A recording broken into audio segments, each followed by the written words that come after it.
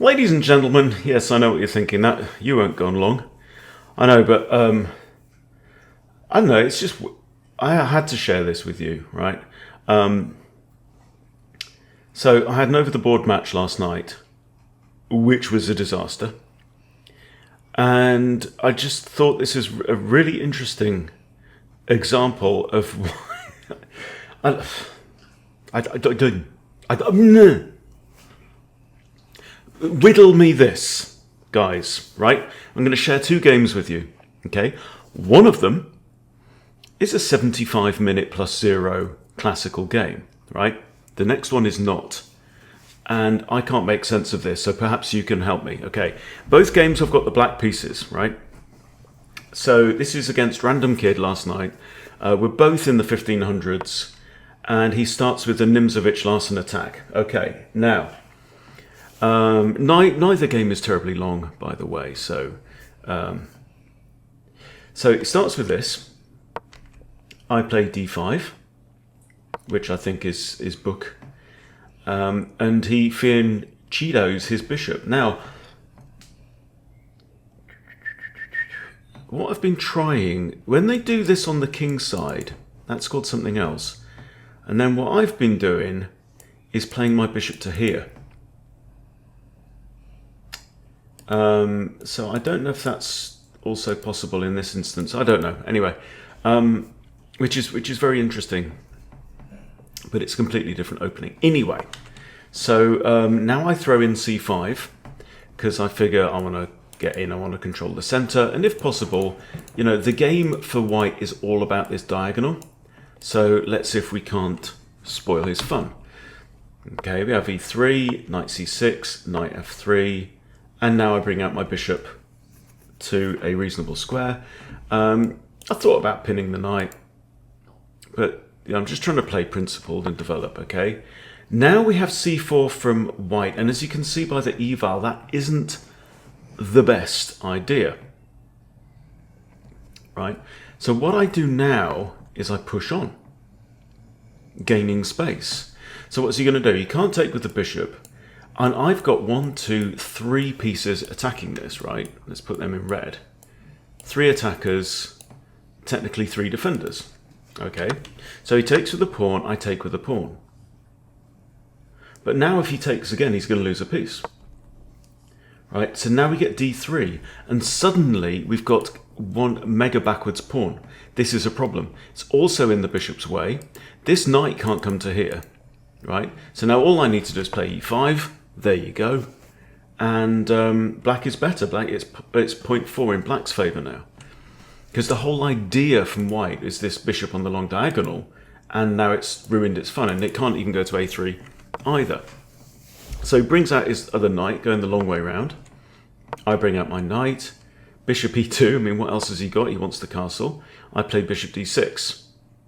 Okay. And at this point, I'm feeling pretty good. My queen might come to here. I'm going to short castle. Right? Life is good. He castles. Play my queen to c7 because I've got ideas of somehow dislodging this knight and lining up against h2. Okay, black is still better. We have rook e1. And here maybe I should have castled. I decide to throw in h6. I figure like none of his pieces has really got much forward like momentum at all. He's really lacking in space. h6 is a funny one here. And I am thinking a lot about this pawn, right? I'm thinking I could bring my knight round here and attack the pawn. And I think that's actually what the computer wants me to do at this point. Just target this pawn. But I'm feeling like I'm in control. So I just thought I'd just turn the screw a little bit, stop his knight from moving. Bishop now comes back here to defend this. Now I decide to long castle. Computer disapproves. It's now slightly in white's favour. It thought I should have castled short. But I'm thinking, okay, look, I've got like the space in the centre. All I need to do is start throwing pawns at his head and we'll be okay. He plays a3 now. And this is really interesting because at this point now it's an even-ish game, right? When you're playing over the board, you can see where your opponent's looking. I'm looking at his king and all around there, right? And what options might be available. Still thinking about like coming after this pawn. Could my knights come round interesting ways like this to attack the pawn and whatever? He's looking around my king. But at this point, so this is after about 20 minutes of play for each of us. So, you know, we're over half an hour, 40 minutes or so into the game. My concentration starts to wane. I play knight h5. That's definitely inaccurate. Why? Because I'm kind of wanting to come around here and try and just pile up on this pawn, right? He pushes g3, which I felt like was a concession. Now I bring my knight back, kind of getting in the way of my f-pawn. But I felt like I've provoked a concession here. But it's +1 in white's favour now. He pushes b4. I play my queen over. Right, that's a mistake. Why? Because of his next move. Right? The whole point of the game, the whole theme of the game is this blockade against the dark squared bishop, right? And what I let him do, b5. b5, this is deflection, okay? I've got 1, 2 defenders on here. He's got 1, 2 attackers on this pawn. He's forcing my knight away. And it all goes Pete Tong at this point. I have to move my knight. He comes in and grabs the pawn. We trade. I swing my knight round to g6. Now he has a good long think at this point. Rook c5 check. Okay. Now, notice that the queen's defending this. Now, these are the little things that for some reason I just shat the bed at this point. I had a complete brain fart. Obviously king b8. Okay. And what I failed to do is stuff that I do, like as a matter of course, in a blitz game. And so that's under attack. It's defended by the queen. Okay, boom. Stuff. I see this stuff in 2D like a lot. He takes on here, and I'm thinking.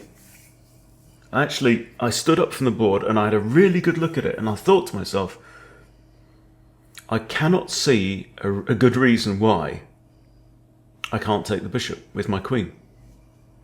I mean, you can see it. I've just pointed it out to you. The queen's the defender of f5, right? I thought, I'm attacking the bishop. I'm going to be attacking the rook. So I did it. Blunder. Right? In fact, this was a blunder. Now, the goldfish method would have saved me here, right? So, okay, bishop is undefended. He's just grabbed a pawn. He appears to be sacrificing a bishop, right? I would take that with that, but that is under attack from that, and that is the defender of that. Okay, so what do? This move. That's all you need to do, right? Attacking the queen, attacking the bishop twice. Black is better.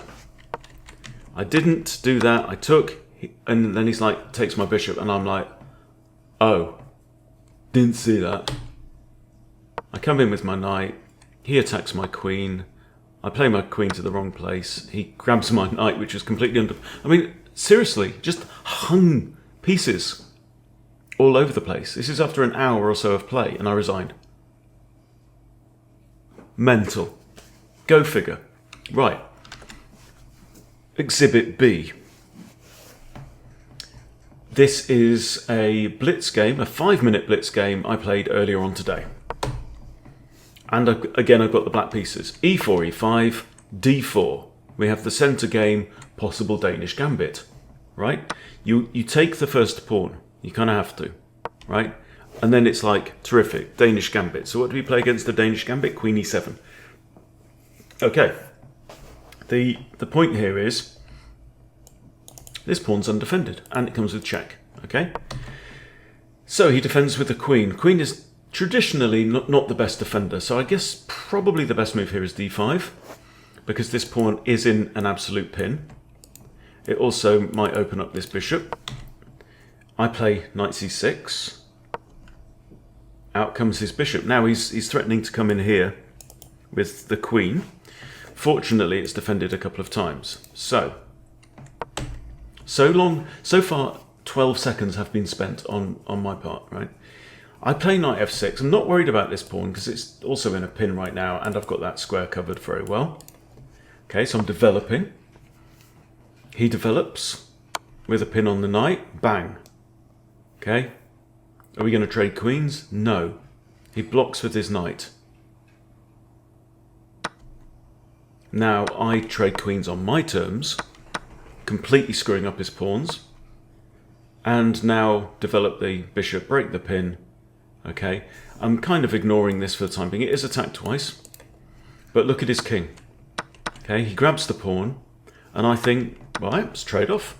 Okay, now let's count. 1 pawn island, 2 pawn islands, 3 pawn islands, 4 pawn islands, king stuck in the blooming centre, right? I'm about to castle. There we go. Okay, black is better. So far, I've spent 43 seconds thinking. He castles anyway. Right, so what would we do here? D5, hitting the bishop. Right, in his credit, he has the bishop pair. We both have both bishops still, right? So I figure I am better. I'm actually also a pawn up. I want to win that bishop pair if I can. Okay, h6. Kick the other bishop. Try and get him to trade it off. He's not interested. He's having none of it. Okay, c6 now. Just securing this little pawn chain. Right, my bishop's quite mobile. He brings his knight out. I attack his bishop. He retreats. He doesn't want to give up the bishop pair. I get it. Bishop h3, hitting the rook. Rook has to move. Bishop to here, pinning the knight on the rook. Okay. So far, 1 minute 17 seconds I've spent on this. Okay. King to here. Rook a to e8. His other rook comes across. This is clearly a problem. It's now minus 3.6. And I sack the rook! Okay, so can you see what's going on here? So I sack the rook, right? This bishop is the defender of the knight. So sack, if he takes, I win the knight. I've just won a bishop and a knight for a rook. Very good deal. In fact, a bishop and a knight for a rook and a pawn is a good deal. And I'm attacking his pawn. He pushes the pawn out of the way. We trade off. I come in and attack the rook. Okay, notice the king has no squares right now. The rook moves. Now, what I'd love to do is to play checkmate here, but it's not checkmate because you've got king takes thing. So what do? Knight to f4, right? Hitting this and covering this square. Bishop retreats. So now I can't play this because now he's got 2 pieces attacking that square. So what do? Bishop g4, hitting the rook, and preparing this, which would be checkmate. Opponent comes to here, and now it's just mate in 2. Here, and he resigns. Right? 120 seconds. And I smashed him. Okay, let's go back to this game, and we'll have a look at the game review. Opponent played 80 accuracy, and you see that blunder in the middle where I got the slight advantage and just, you know, shat my pants. 1400 it gave me, 1700 for my opponent, who played better. Let's have a look at this one. We'll fire it up. Okay, so that first game I used, what, half an hour, 40 minutes? 91.6, and I've used 120 seconds. With a brilliant move, the rook sack. Okay, go.